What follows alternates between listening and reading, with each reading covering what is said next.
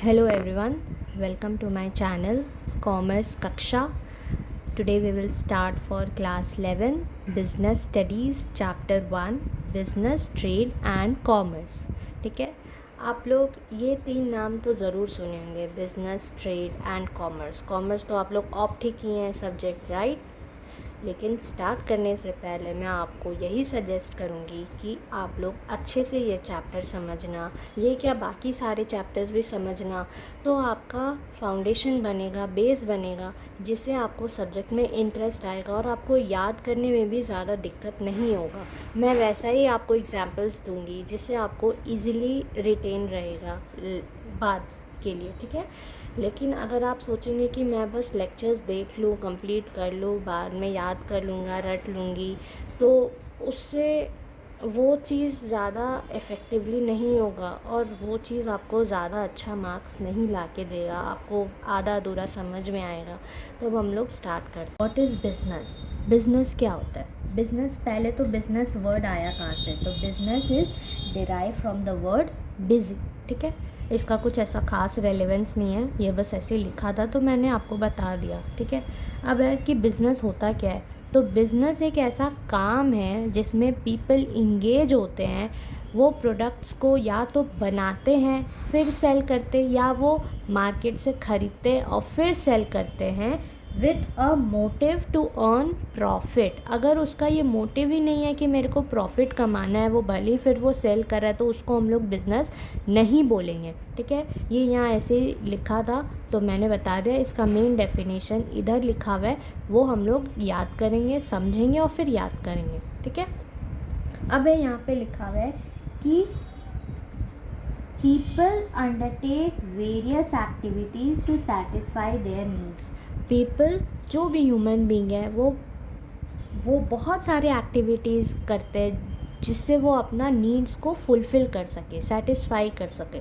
तो उस एक्टिविटीज़ को हम लोग टू ब्रॉड कैटेगरीज पे डिवाइड करते हैं. कौन कौन सा कैटेगरीज होता है? Economic activities and non economic activities, ठीक है. इकोनॉमिक एक्टिविटीज़ क्या होता है? इकोनॉमिक एक्टिविटीज़ वो एक्टिविटीज़ होता है जिससे हम लोग अपना लाइवलीहुड अर्न करते हैं, मतलब जिससे हम लोग कमा सकते हैं, उसको हम लोग इकोनॉमिक एक्टिविटीज़ बोलते हैं, ठीक है. और नॉन इकोनॉमिक एक्टिविटीज़ क्या होता है? और performed out of love, sympathy, sentiment, patriotism etcetera. Non economic activities में इकोनॉमिक एक्टिविटीज़ जैसा कुछ नहीं होता है, मतलब हम लोग ऐसा कुछ कमाते नहीं है, वो हम लोग out of love, affection, sympathy, patriotism उसके लिए हम लोग करते हैं, ठीक है. इसमें हम लोग कमाते नहीं हैं. अब हम लोग इसका कुछ एग्जांपल्स करते हैं जिससे आपको और क्लियर होगा. तो for example, a worker working in a factory, a doctor operating in his clinic. ये क्या हुआ? आप खुद ही सोचो, ये क्या हुआ? एक वर्कर फैक्ट्री में वर्क कर रहा है, तो वो क्यों वर्क कर रहा है? उसको पैसा चाहिए, वो अपना घर चलाएगा उस पैसे से, ठीक है. एक डॉक्टर क्लिनिक में क्यों काम कर रहा है? क्यों वो पेशेंट को देख रहा है? क्यों? क्योंकि उसको अपना फ़ीस चाहिए, डॉक्टर का फ़ीस चाहिए, जिससे वो अपना घर चलाएगा, ठीक है. फिर है क्या? A manager working in an office, a teacher teaching in a school are doing so to earn their livelihoods. वो लोग अपना घर कैसे चलाएंगे? वो लोग पैसा कमा रहे हैं, वो लोग अपना घर उस पैसे से चलाएंगे, तो उसको हम लोग इकोनॉमिक एक्टिविटीज़ बोलते हैं, ठीक है. अब है there and therefore engaged in an economic activity, right, ठीक है. अब on the other hand, a housewife cooking food for her family. अब हमारी मम्मी, वो हम लोग के लिए क्यों इतना काम करती? क्यों दिन भर अपने लाइफ का कुछ नहीं देखती, बस हम लोग के लिए करती है. हम लोग के लिए खाना बनाती है, हम लोग के लिए टिफ़िन तैयार करती है, हम लोग के लिए यूनिफॉर्म तैयार करती है, हम लोग के लिए क्या क्या नहीं करती वो. तो वो क्यों करती है? वो पैसा कमाती है हम लोग के काम से? नहीं, वो बस ये सारे काम करती है out of love, out of sympathy, ठीक है. तो a housewife cooking food for her family, or a boy helping an old man cross the road are performing non economic activities. एक बॉय ओल्ड मैन को cross करा रहा है road, तो उससे क्या उसको पैसा मिलेगा? नहीं. उनको, वो बॉय को ओल्ड मैन पे सिंपैथी, इसीलिए वो उसको रोड क्रॉस करा रहा है, राइट. तो ये सारे नॉन इकोनॉमिक एक्टिविटीज़ हो गए, ठीक है, since they are doing so out of love and sympathy. अब है इकोनॉमिक एक्टिविटीज़ में be further divided into 3 categories: business, profession, employment, ठीक है. अब हम लोग ये देख लिए इकोनॉमिक एक्टिविटीज़ होता क्या है, नॉन इकोनॉमिक एक्टिविटीज़ क्या होता है। अब हम लोग को ये देखना है कि इकोनॉमिक एक्टिविटीज़ भी 3 कैटेगरीज़ में डिवाइड है, जो है बिजनेस, प्रोफेशन, एम्प्लॉयमेंट। ये तीनों का डिफरेंसेस नेक्स्ट पेज में हम लोग वो चीज़ पढ़ेंगे, ठीक है। अब आ जाता है हम लोग का बिजनेस का डेफिनेशन। यहाँ से बिजनेस में भी defined as an economic activity. अब हम लोग बिजनेस को इकोनॉमिक एक्टिविटी क्यों डिफाइन कर रहे हैं, क्योंकि हम लोग क्या पढ़े थे, इकोनॉमिक बिजनेस क्या होता है, बिजनेस एक ऐसा काम होता है जहाँ पे लोग गुड्स को या तो परचेज करते हैं या प्रोड्यूस करते हैं और फिर सेल करते हैं with a motive to earn profit. और हम लोग इकोनॉमिक एक्टिविटीज़ में क्या पढ़ें कि हम लोग इकोनॉमिक एक्टिविटीज़ करते ही इसलिए क्योंकि हम लोग अपना लाइवलीहुड को अर्न कर सके। तो बिजनेस में be defined as an economic activity involving the production and sale of goods and services undertaken with a motive to earn profit by satisfying human needs in society. ये समझ में आया।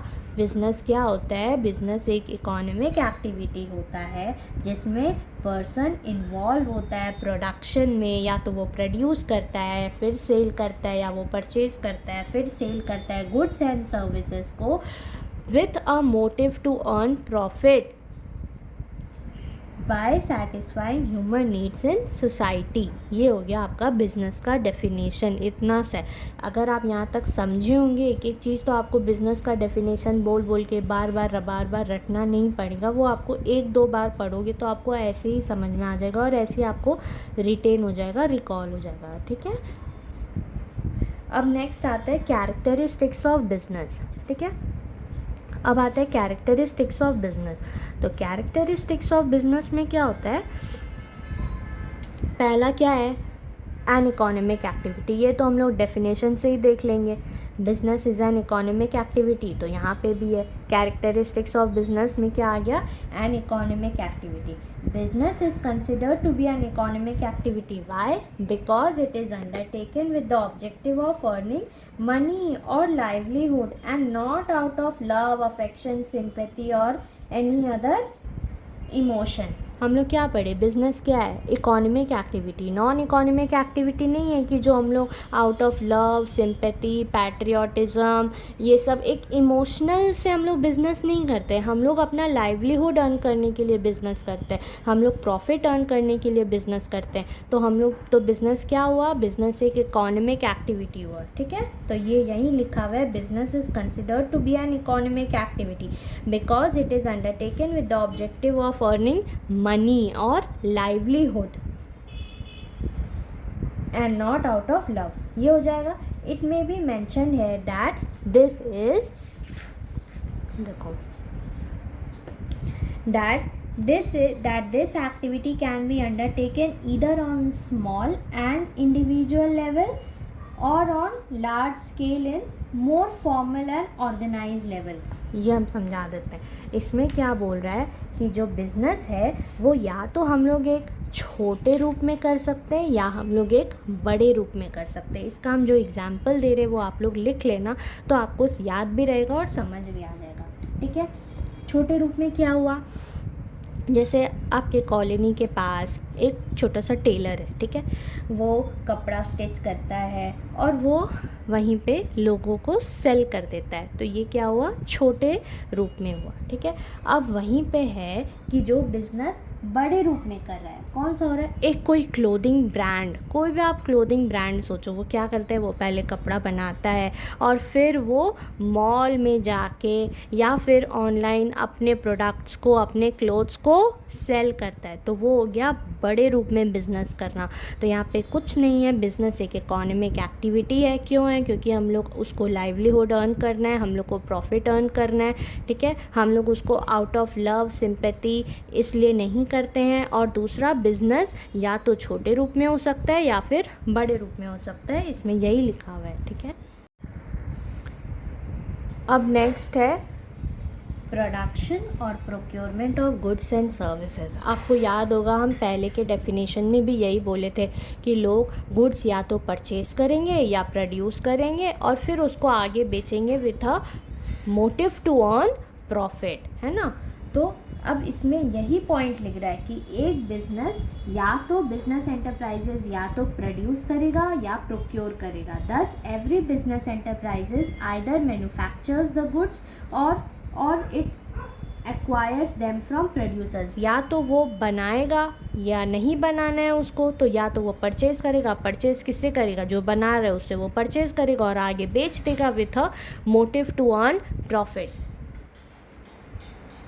Goods में consist of consumable. अब क्या है goods या services, क्या क्या इंक्लूड होगा? तो वही हम लोग देख रहे हैं कि गुड्स में consist of consumable items of daily use such as sugar, ghee, pen, notebook etcetera और capital goods like machinery, furniture etcetera. Goods या तो हम लोग डेली कंज्यूमेबल गुड्स का आ जाएगा, पेन, नोटबुक, घी, कॉफ़ी, शुगर, जो भी, या फिर कैपिटल गुड्स, बड़े बड़े गुड्स जैसे कि मशीनरी, फर्नीचर एक्सेट्रा. अब सर्विसेज में क्या आएगा? यहाँ लिख लो ये सारा कि सर्विसेज में include facilities offered to consumers. इसका क्या मतलब हुआ? सर्विसेज में include facilities offered to consumers like teacher teachers students, teacher teach students, doctor treating patients. तो ये क्या हुआ? ये हम लोग जो भी कंज्यूमर्स है उसको हम लोग फैसिलिटी दे रहे हैं, उसको हम लोग सर्विस प्रोवाइड कर रहे हैं. उसका एग्जाम्पल है ये दोनों. एग्जाम्पल आपको लिखना नहीं है एग्ज़ाम में, ये सब एग्जाम्पल नहीं लिखना है साइड वाला, ये सब बस समझने के लिए कि आप लोग को अच्छे से समझ में आए, ताकि आप लोग को ईजिली रिकॉल होए. ठीक है. Business firms and organisations in the form of transportation. Transportation क्या हुआ? बस, ओला, ट्रेन, ये सब. ठीक है. बैंकिंग क्या क्या दे सकते हैं हम लोग को service? ATM service, loan service, ये सारा सर्विस देता है. Electricity etcetera. फिर थर्ड होता है सेल और exchange of goods and services. अब तीसरा कैरेक्टरिस्टिक्स क्या है? सेल और exchange of goods and services. Directly or indirectly, business involves transfer or exchange of goods and services for value. If goods are produced not for the purpose of sale but for personal consumption, it cannot be called a business activity. वही same business का definition इसमें भी आ रहा है. ठीक है. तीसरा में क्या है? अब है हम लोग को सेल करना है, सेल और exchange of goods and services. अगर हम लोग पर्सनल कंजम्पशन के लिए उसको कर रहे हैं, देखो यहाँ लिखा हुआ भी है, if goods are produce not for the purpose of sale but for personal consumption, it can not be called a business activity. अगर हम लोग गुड्स को हम लोग परचेज़ कर रहे हैं पर वो सेल नहीं कर रहे और पर्सनल कंजम्पशन के लिए कर रहे, तो उसको कॉमन सेंस है ना, उसको हम लोग बिज़नेस क्यों बोलेंगे? क्यों नहीं बोलेंगे बिज़नेस? क्योंकि उसमें प्रॉफिट ही नहीं है. हम लोग खुद को ही सामान खुद ही थोड़ी बेच देंगे, उसमें प्रॉफिट कहाँ हम लोग कमा रहे, तो इसीलिए वो बिज़नेस नहीं होगा. ठीक है.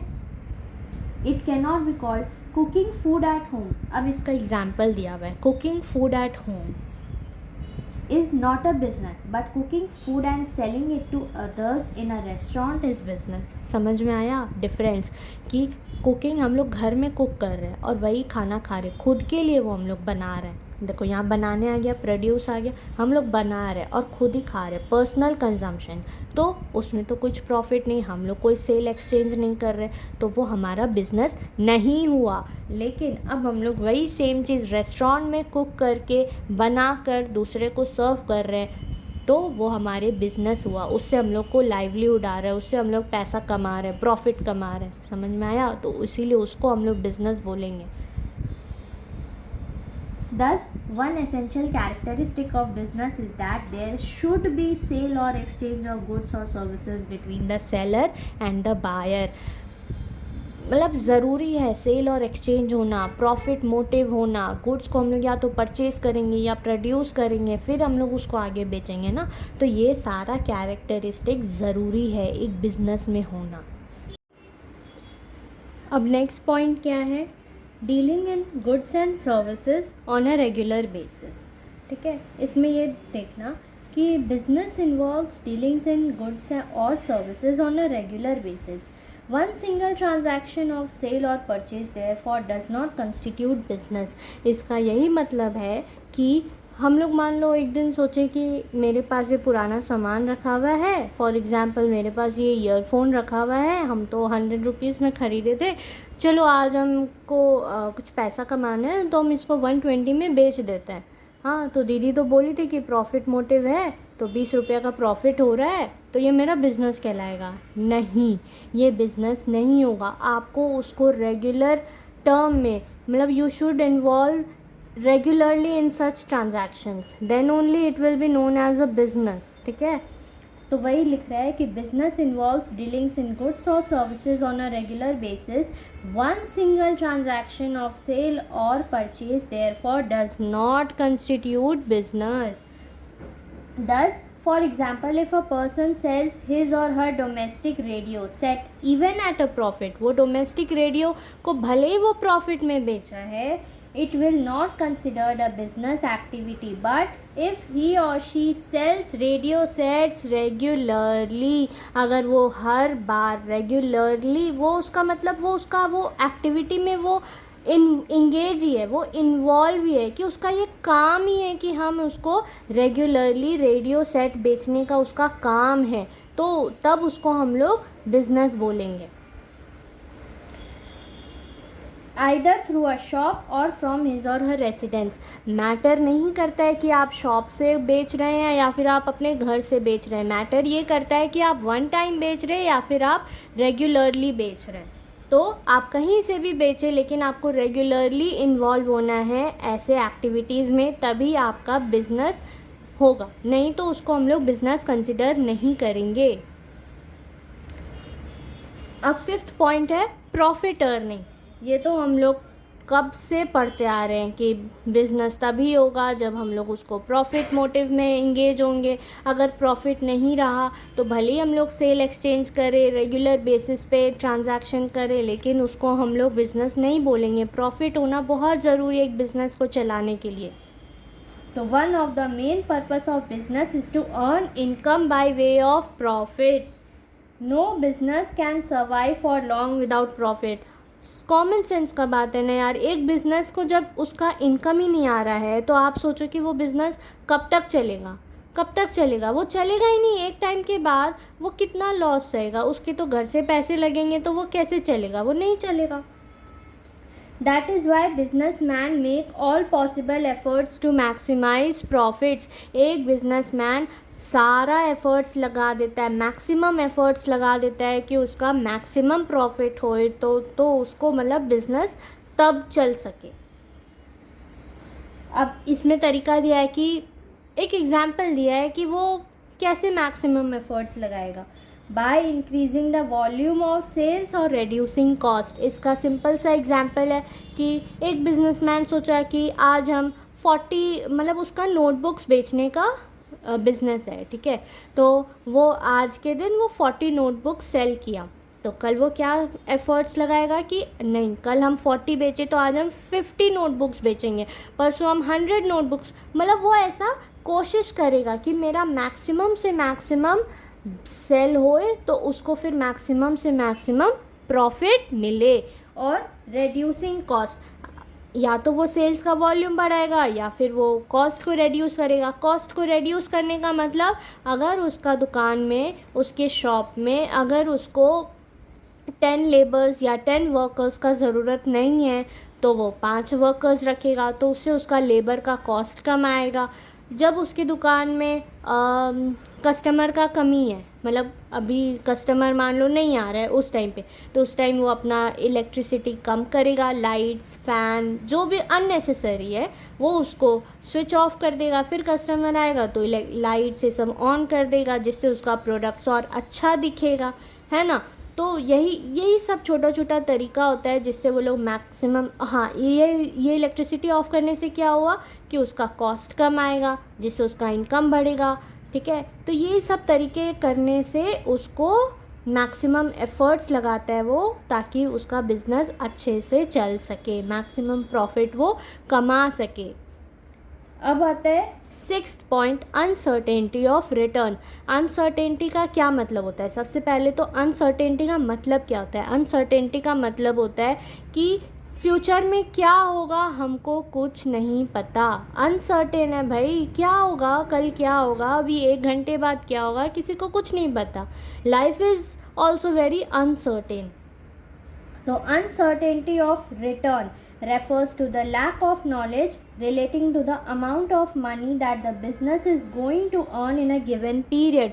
इसका मतलब हुआ कि हम लोग को नहीं पता, हम लोग को लैक ऑफ नॉलेज, हम लोग को पता ही नहीं है कि आज हम लोग बिज़नेस में, मान लो कैपिटल का मतलब जानते होंगे शायद, पता नहीं आप लोग अकाउंट्स अभी पढ़ना स्टार्ट किए हैं कि नहीं। कैपिटल का मतलब होता है कि जो हम लोग अमाउंट बिज़नेस में इन्वेस्ट कर रहे हैं, हम लोग बिज़नेस में लगा रहे हैं ताकि बिज़नेस हम लोग का चले, मतलब जो स्टार्टिंग में हम लोग जो पैसा लगाते हैं उसको हम लोग कैपिटल बोलते हैं, जो इन्वेस्ट करते हैं, ठीक है। तो अब हम लोग मान लो आज हम लोग 100 रुपीज़ लगा रहे हैं, फॉर एग्ज़ाम्पल, ये बहुत छोटा अमाउंट है, हम एग्ज़ाम्पल ले रहे हैं कि 100 रुपीज़ लगा रहे हैं, बट हम लोग को नहीं पता ना कि आगे वो बिज़नेस हमको आगे कितना पैसा दिला कमा के देगा, वो बिज़नेस कितना अर्न करेगा, वो बिज़नेस को कितना प्रॉफिट होगा, क्या पता लॉस हो जाए। अब बोलोगे कि दीदी आप तो बोले कि अभी तो मैक्सिमम एफ़र्ट्स लगाते हैं, अरे मैक्सिमम एफ़र्ट्स लगाने के बाद भी लॉस हो सकता है। तो यही होता है अनसर्टेनिटी ऑफ रिटर्न, हम लोग को पता नहीं है कि कितना रिटर्न मिलेगा एक बिज़नेस से, लैक ऑफ नॉलेज है। is going to earn. Every business invest money, देखो capital, to run its activities with the objective of earning profit.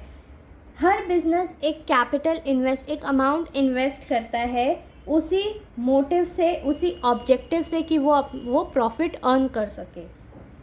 But it is not certain, पर ये सर्टेन नहीं है as to what amount of profit will be earned. Also there is also a possibility of loss, मतलब ये तो पता ही नहीं है कि हम लोग को कितना प्रॉफिट मिलेगा, और ये भी नहीं पता है कि प्रॉफिट नहीं मिला तो शायद लॉस भी हो सकता है, मतलब कितना प्रॉफिट मिलेगा कुछ नहीं पता, प्रॉफिट नहीं तो लॉस भी हो सकता है, कुछ भी हो सकता है। Being incurred, देखो despite the best efforts puts into the business, कितना भी एफर्ट्स लगा लो भाई, अगर लॉस होना है तो वो होके रहेगा। अब 7th पॉइंट आता है elements of risk. Elements of risk का क्या मतलब होता है? रिस्क क्या, एक बिज़नेस में आप खुद सोच के बैठो कि एक बिज़नेस में रिस्क क्या हो सकता है, खुद ही सोचो एक बार, सिंपल सा बात है। फॉर एग्ज़ाम्पल पहले लोग टच स्क्रीन का फ़ोन कम यूज़ करते थे, मतलब बहुत, जब कीपैड पहले लोग कीपैड फ़ोन यूज़ करते थे। अब देखो भैया, अब तो सभी टच स्क्रीन यूज़ करते हैं, बच्चे से लेके बूढ़े तक सब, है ना।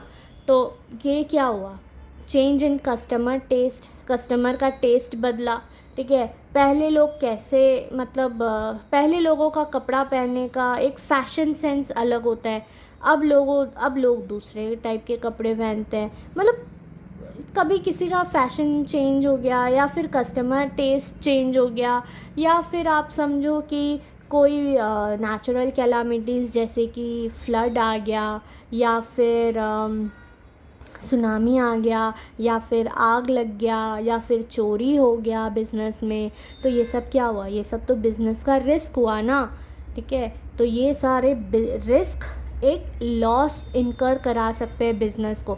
अब मान लो कोई रात में आया, कोई चोरी करा लिया, वो जो बिज़नेस का सारा कैश, स्टॉक, ये सब ले गया, तो वो क्या हुआ, वो तो चोरी हो गया। आग लग गया गोडाउन में या दुकान में, तो ये क्या हुआ, ये सारे बिज़नेस के हमारे रिस्क है। Risk is the uncertainty. अब वही है, अनसर्टेन है, हम लोग को थोड़ी पता है भाई कि आज रात में चोर आने वाला है, नहीं पता है। Uncertainty associated with an exposure to loss. It is caused by some unfavorable or undesirable event.